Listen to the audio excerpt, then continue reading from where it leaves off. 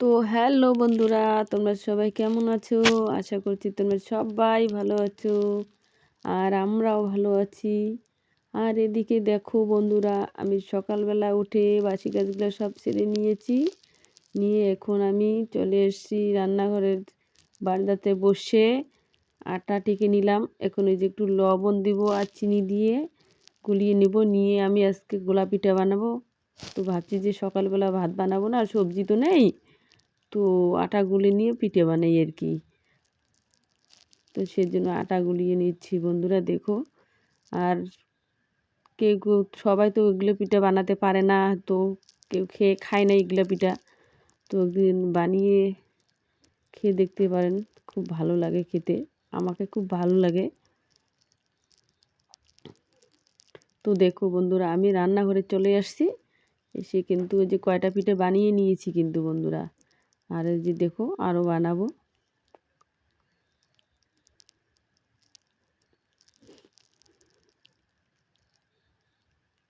এই যে পিঠাটা কীভাবে দিচ্ছি, দিয়ে খাওয়া দাওয়া করে নিব।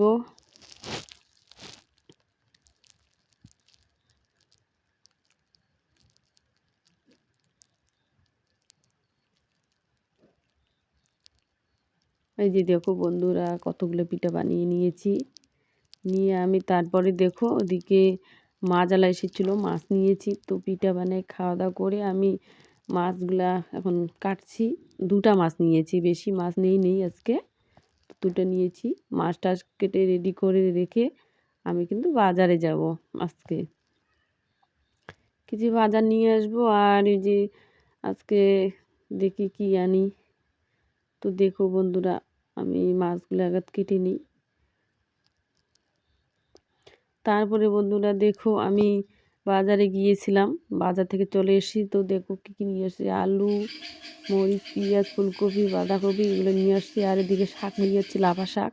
আর বন্ধুরা দেখো, ওই যে একটা ব্যাগ নিয়ে আসছি। আর এদিকে যে আয়না নিয়ে আসছি বন্ধুরা, আয়না নেই কয়দিন থেকে, আয়না নেই, তো আয়না নিয়েছি। তো দেখো, তারপরে এদিকে আমি ভাত বসিয়েছি, ভাত হয়ে গেছে। তো এখন যে ফুলকপি সবজি বানাচ্ছি বন্ধুরা, ঠিক আছে।